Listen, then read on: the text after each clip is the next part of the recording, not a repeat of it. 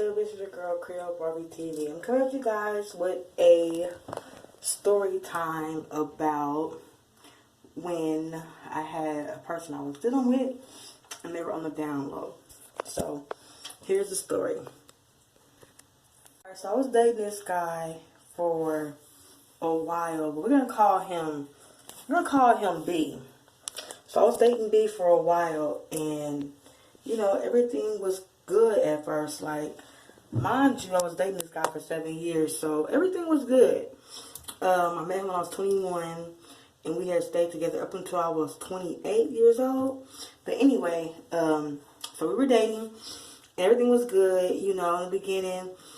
You know, he was just like a really good person, always saying what I needed, everything I needed. He always had my back, basically. Things didn't get salty, I want to say, until about things didn't get salty, honestly, until the last year of the relationship. I noticed that we were declining. He started to become a different person.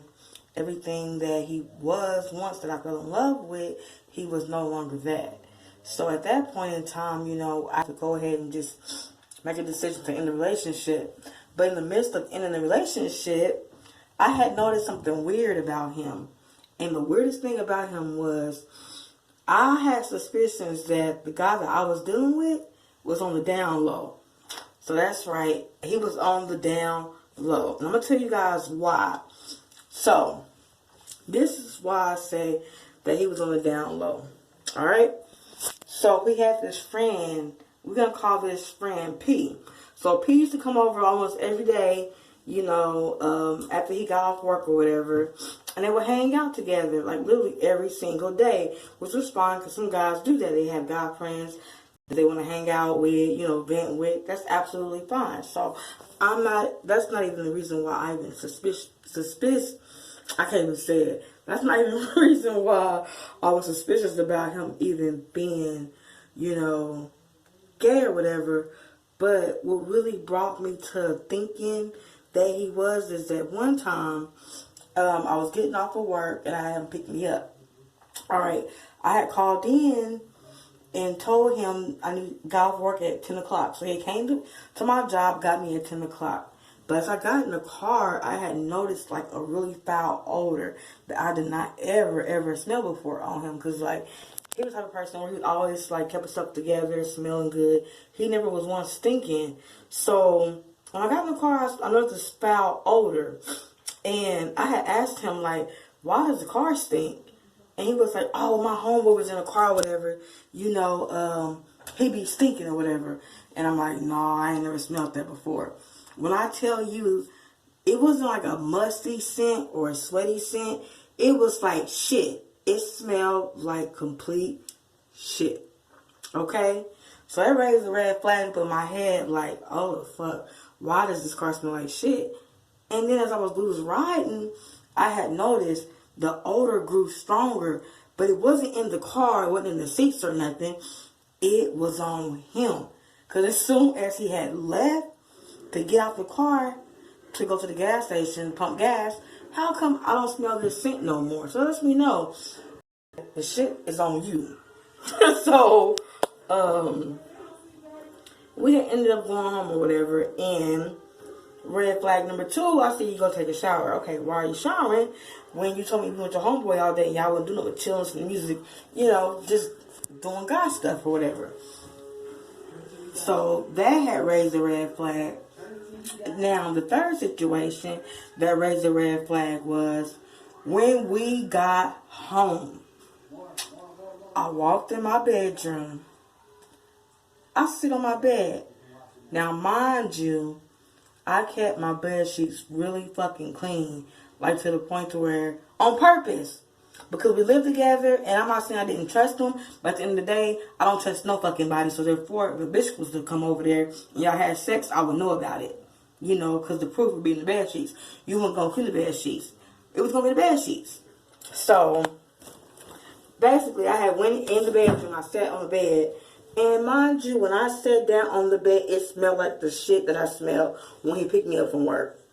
So that's the red flag. So I was just I was done. I said, so who was over here today? Oh, just me and Molly was chilling. Alright, so why does my bed smell like dookie? Like I was too done. Like, dude, that's a flag. Like, you don't, like, God sent you symbols, and therefore you don't have to keep on, like, ignoring signs. Like, he sent me 3 signs that night. 3 signs in one night. You know, so of course I'm gonna be looking at those signs. It was obvious. I wasn't looking for nothing. It was just clear, obvious that, you know, something wasn't right. And when things are not right, he tend to want to go ahead and send signs. And in my case, 3 signs came that night. All right, so after that, I had confronted him about that, and I was just like, why does my bed smell like shit? Like, what the fuck have you been doing with your homeboy? Like, why does my bed smell like how you was smelling when you can't pick me up? At that time, I'm just snapping. I'm upset. You know, I'm just going off on him or whatever. Well, then his response was, I don't know what you're talking about. Okay, so you didn't just play dumb to the fact that it smells like poo and you don't know what I'm talking about? Alright, so that lets me know that you and your homeboy were sleeping together. I just point blank told him that. And, you know, he got real offensive. You know, he started arguing, and when dudes want to argue, you know, they're going to get up in your face, and they want to yell to make a point. But the thing is, when a person is guilty, that's when they become really aggressive and want to yell. If you really knew you didn't do nothing, you'll just say at one time, hey, this is what happened, explain it, and then you move on. But you didn't do that. To us. We know, like, you had something else that you were doing, and you got caught up in the midst of doing that, and you were in the rush because you had to go get me from work. You couldn't clean up how you normally cleaned up. Or, I'm going to say clean up. You couldn't ignore the fact that it just smelled like shit on the bed. And it never smells like that. So that lets me know that you had sex with your homeboy. And I told him, and, you know, he denied it. But what really I caught him. The really what, like, brought it out is that I had caught him. In the midst of that happening, you know, at that point, I'm done with the relationship. But mind you, we live together and finances weren't all the way right yet. So before I leave, I can't just pack my shit up and go to somebody's house because people have their lives too, you know. So I'm like, well, why should I leave something I built or we built together? Like, that doesn't make any sense. I have a lot of shit in here. That time I was doing hair, you know, I'll get into that story on another video and how I started doing hair and whatnot. But like, so, you know, I had all my nail equipment, my hair equipment. I had hair serves coming over. So I was pretty much set on top of working a 9-to-5 job. So, you know, I was pretty much set. And I couldn't just pack up everything at that moment and leave.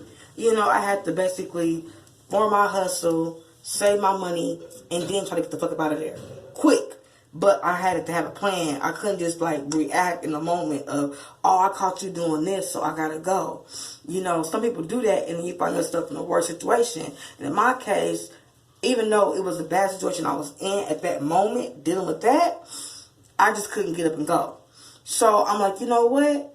All right, we playing that game. I know how it is. I know how me and you are now. Therefore, it's nothing else like that. I'm just here basically because I got to be here to form my hustle. Once it's already formed, I'm out. And so I was doing that. But at the point in time when I was doing that, I'm paying attention to everything moving now. Now you're becoming more relaxed and freely.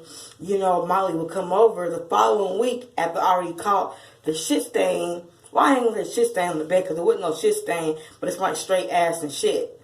So after I had found that out or whatever, the following week, he comes over. Now, the homeboy comes over and whatnot. Mr. P come over. And so at that point, you know, I'm sitting in the living room chilling. He's in the living room. And then B goes to the bathroom to take a shower. After B takes a shower in the bathroom, you put your clothes on as a normal person would do because you have guests in the home and you don't want to offend nobody by not having any clothes on, but not B. No. B actually got out the shower, okay? And what he did was wrapped himself around with a towel and went to go talk to P. And I called him out on that, like, who do that? That is gay as fuck. Like, are you niggas gay? And when I had confronted him, I said in front of his homeboy, because at that point I'm pissed off. Like, don't try to make me feel like a fool. And this is what y'all doing. And not that y'all doing it. It's just that you don't sit here and have a person you're dealing with and you swinging both ways. Like, at that point, you gotta be for real. Like, don't be with nobody and then just sitting around here lying. So at that point, I confronted him about that. He was just like, his response was, well, you know what? That's what dudes do in the locker room. This is just locker room. This is my homeboys, nothing like that. So I'm like, all right, that's cool. That's what you come back with. I'm already done with you in my mind. So, I'm just like, at this point, I'm just basically here. I'm not tripping, but yeah, I'm cracking the case while I'm here too. So, then, okay, I want to say it was 3 days later. P comes over again. B and P, they hanging out or whatever. At this point, I really want to catch and see what kind of foul shit y'all on, because I just don't trust nobody. And what irritated me is that if you're going to do what you do, do it. But don't sit in my face and laugh while doing it. And that's how I felt. At the time I was young, so my maturity level wasn't how it is now. If it was me now, I would just go ahead and pack my stuff up and go on the whim and don't care like how I would live. I would live in my car. But during that time, like, I had too much to lose and I really wasn't trying to do that. So, yeah. Back to my story was basically P had came over to hang out with B. They were chilling. So at this point, I got smart. Instead of me just like basically trying to sit around and observe and watch their movements, I didn't do that. What I ended up doing was falling asleep. Okay? I fell asleep. As I fell asleep, I'm hearing moaning sounds from the living room. Yes, moaning. So I get in the hallway, I creep up, and guess what I see? I see P and B getting on like I knew they were going to be doing the whole time. So I had popped up, and I said, so this is what you've been doing. Like, this is what you're doing. And you see her lying to me, making me feel bad. At that point, I'm just going up. I'm hysterical. I'm hurt, but at the same time, I'm scared too, because I'm like, how long have you been like this? And my nigga, I gotta get checked out now because I'm scared I might have something. And that's just the honest God truth. So, I ended up getting checked out. Thank God I didn't have anything. But the moral of the story is, it's just like you just don't know what people doing behind your back. Like, if you have an intuition about anything, follow your heart, because at the end of the day, if you're in a relationship with somebody, I don't care how long you've been with them, you don't know them. You can live together, you just don't know them. And if you feel signs, or if you see signs, or if you have any question, check up on it. And don't be scared to like move out or pursue what you gotta pursue just because you with somebody and y'all had established a household together. Sometimes it's best that you go ahead and leave. Don't put yourself in that humiliation of staying in fear of being homeless or people talking about you or in your business, because sometimes it becomes a lot worse. When they know that you cannot leave, it becomes worse. But, my story is not to bash somebody that's gay or bisexual, but I'm just like, if you are that, go ahead and keep it real with your spouse. Let them know, because, safety is everything. You can't be out here all promiscuous with everybody, and you have somebody at home that you go to every night, laying down with, kissing and sleeping with, and you're not getting tested with, because that's a hurtful feeling. So anyway, that's my story time, and I will see you guys later.